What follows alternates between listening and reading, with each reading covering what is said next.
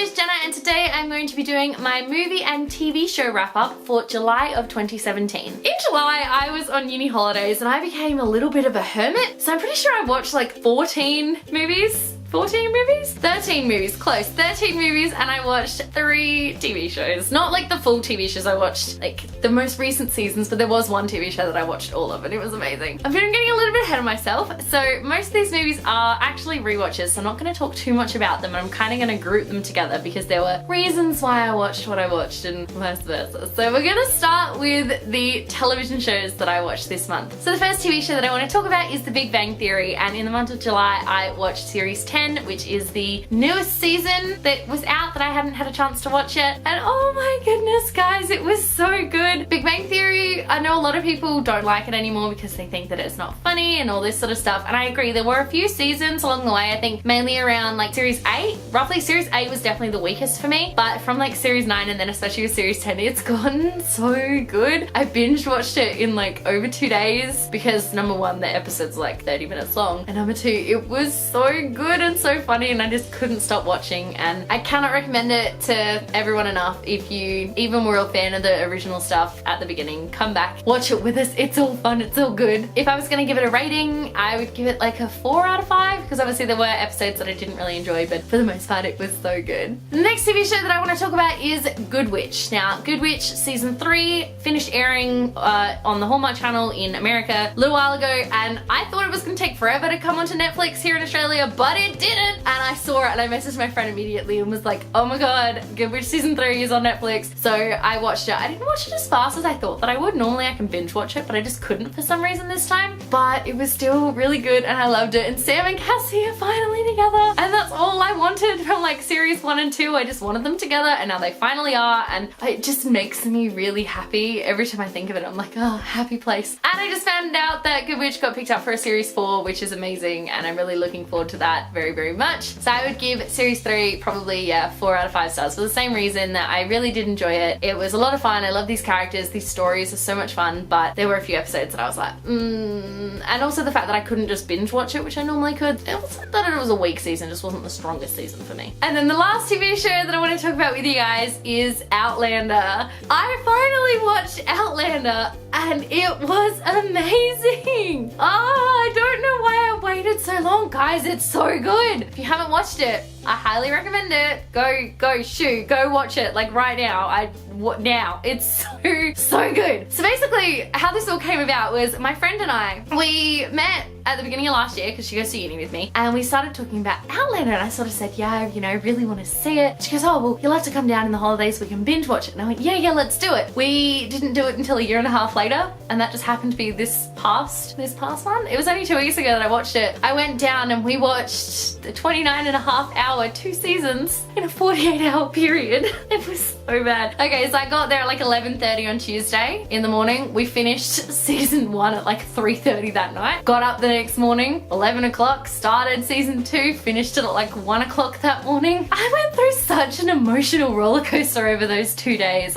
Wow. I give that 5 out of 5 stars, and now my friends and I are like hanging. I mean, we are hanging out for season 3 because we need to know what's gonna happen next. Season 2 ended on such a cliffhanger, and I need a 3rd season. I need to know what's gonna happen next so badly. So those are the 3 TV shows that I watched this month, and I'm going to move on to the movies. Normally I like to do this in order, but that's not gonna happen this time around because I've got a lot of movies kind of grouped in together. And like I said, I have a whole heap of rewatches that I want to get through. But the first film that I saw in July, or that I remember seeing in July, was Spider-Man Homecoming. Wow, Spider-Man Homecoming. This is a movie that I've been highly anticipating for this year because I am a huge Marvel nut and I love Spider-Man as a character in the Marvel universe because I think he's always really funny, and I knew that they were planning on doing him more closely to the comics and that he was actually going to be a teenager at high school, which he hasn't been in a very long time in the movies, which is great. And he was played by someone and he was like a sarcastic kid and he was great. It was great. It was a really good film. There were parts of it that I just didn't see coming, and I see a lot of stuff coming in films, and there was just this one thing, my friend and I sat there and it got revealed and we just went oh, I did not see that coming, which is just, you know, weird. Like, that doesn't happen very often. So I gave this one a 4 out of 5 stars, and I cannot wait to see Peter Parker in action again in Avengers Infinity War. So next up, I was scrolling through Netflix the other day, and by the other day I mean like the beginning of the month, and I was really bored and I didn't know what I wanted to watch because I wasn't feeling great, and eventually I settled on Jaws, which is a very odd film to settle on, but I'd never seen it before, so I figured, you know what, why not? I feel like it's just one of those movies that everybody should watch at some point in their lives. So I watched it and I was so stressed. It was a stressful movie. Like, I don't think I've ever watched a movie so stressful before in my life. Well, that's probably a lie, but it was really stressful. So I sat there and I was just like, what is happening? And to make it worse, my dad came home when the shark was attacking the boat, and he's like, you're watching Jaws? And I went, shh, stress. Things are happening, people are dying. And it was, oh wow. It was a good movie though, I really enjoyed it. Ended up giving it a 4 out of 5 stars, and I do recommend it, although I'm already terrified of the ocean, and that's made me like 10 times more terrified of the ocean. And I hate the fact that sharks are painted in such an awful light, because I know full well that that's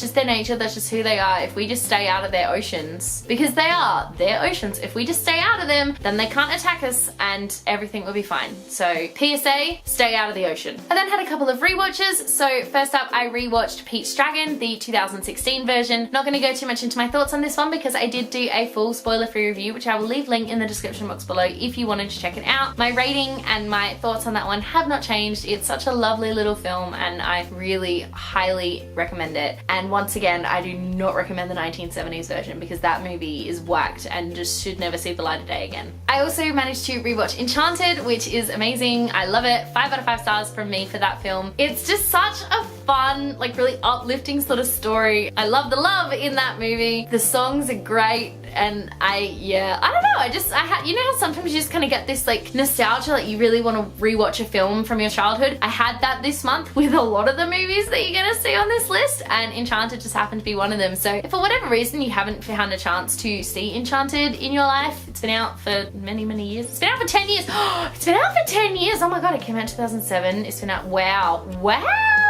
Definitely go and see it because it's so good. I was kind of in a little bit of a Transformers kick this month, so I actually watched 2 movies earlier in the month and then I went back and watched more later in the month because I've been house sitting for the past couple days and they had the movies. I didn't watch the first one because I couldn't find it in my friend's DVD collection because they still have all the DVDs and boxes, but I managed to find movies 2 and 3. So I rewatched Transformers Revenge of the Fallen, which I gave 4 out of 5 stars to, and I also rewatched Transformers Dark of the Moon, which I only gave 3 out of 5 stars to because I have to say, for me, that one is the weakest in the first little trilogy, mainly because of the absence of Megan Fox's character Michaela. I just don't think that the actress that played Carly, it's not that she did a bad job, it's just I don't think Carly was a very strong character. You know, we just spent 2 movies with Michaela, and especially with movie 2 being so, I mean, the whole point of the story between Michaela and Sam was that they couldn't say I love you to each other, and then to all of a sudden have her not be there and to have this new chick, and I found that really kind of jarring. But I do really enjoy the Transformers franchise. It's kind of like guilty pleasure movies for me, so I really like being able to just turn off my brain and watch some really fun explosions, which is basically what happened, because I have to tell you, the plots of these movies are getting stupider. Like they just are. They're getting so stupid. And I know this because I also this month rewatched Transformers Age of Extinction, which I gave 4 out of 5 stars to. I really love this one as kind of a reboot of this franchise, but also kind of being a sequel, because obviously we don't have Sam Witwicky and we don't have any of the cast from the original films coming over into movie number 4, but Mark Wahlberg does an incredible job as Kate Yeager, and I love Nicola Peltz as Tessa. I really love her as an actress, and I love her character, and of course her boyfriend, whose name kind of escapes me right now, Shane. And Shane's got the best accent as well, by the way, like the Irish accent. Yeah, no, that was great. So I love that. And the reason why I was in a Transformers kick and why I rewatched those 3 movies is because I went and saw Transformers the last night. Now, if you follow me on Twitter, you may have seen my tweets about this movie when I finished it. It is so stupid, but like a really good stupid. The plot makes no sense. It just doesn't. The plot does not make sense in this film, and nothing it can do will change that. They basically rewrite their own history. So when I went back to like rewatch Revenge of the Fallen, because I watched it after last night, I kind of went, you have completely changed your entire history just to fit this one film. Rightio, that's a great way to start, you know, continuing on with a franchise. franchise. It's not. It's a really bad thing to do and you should never ever ever do it. But basically there were just lots of explosions and the characters were just fun and the Transformers were big and transformery, and I really enjoyed it. I gave it 4 out of 5 stars when technically it really only deserves like a 2, but I'm giving it a 4 because this franchise is one of my guilty pleasure franchises and I love it so much that I just really enjoyed that film, and it was a fun few hours. I could just sit and turn off my brain and not have to worry. So another 2 rewatch movies coming up. I rewatched Night at the Museum and Night at the Museum 2 Battle of the Smithsonian. I gave both of them 4 out of 5 stars because I watched them when I was much younger as a kid, and I only watched them this month because my friends and I have been trying to go to the museum for ages and we just haven't yet, which is kind of sad because I love the museum. I love any museum. Museums are kind of my thing. Whenever I go to a new city, the first thing I want to do is I want to check out their museum, just because for me, museums are really special. You know, they have different artifacts in each of the different museums that you go to, so getting to explore them is a lot of fun. These movies are just great. They're really fun, family-friendly films, and I love them, and I think they were great, you know, as kids would enjoy. Sorry, I got really distracted. My friend messaged me. Yeah, I liked them, so 4 out of 5 stars for both of them.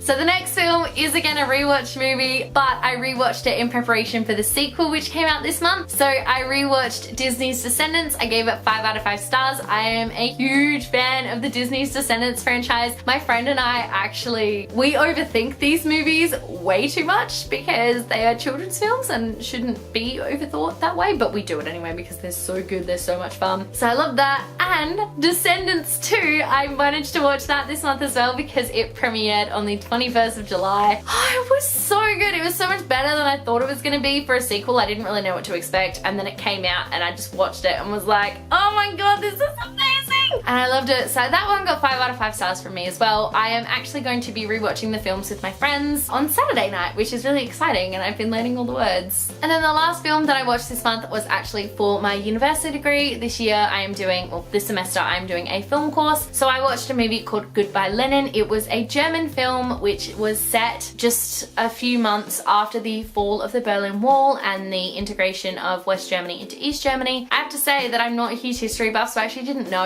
a lot about that period, so I had to kind of look some stuff up to get some context for the film. But overall, I thought the film was really well done. The characters, plot, and everything were really exciting, and once I sort of knew what was going on and sort of had that historical context, I was really able to enjoy the film. This could actually have been the first film that I ever watched with subtitles, and I'm not usually a fan of that, but I found that it actually wasn't that difficult to get used to, and I ended up really enjoying it. But I only gave it 3 out of 5 stars because it's not really the type of film that I would normally watch. So there you have it. That was my month of being a hermit and watching 13 movies and 3 TV shows, which is kind of crazy, and I can tell you now won't happen again, but it was just something fun. And also, winter's really difficult because you can't go outside. You just can't, and then it's really difficult to do things with friends because you can't go outside. So you just sit inside and you read books and watch movies and play video games, and that is basically what I did for the past 3 and a bit weeks. But I'm back at uni now, which kind of sucks. I have to say though, I think I had a really exciting movie watching month. I did rewatch a lot of films, but oh man, they were good films, and I didn't have to watch anything as bad as The Mummy, and it just makes me really happy. Thank you so much for watching. Let me know in the comment section below if you have watched any of these films and what you thought of them. I would love to know. If you liked this video, be sure to give it a huge thumbs up, and don't forget to subscribe to my channel so you don't miss a thing. Stay random.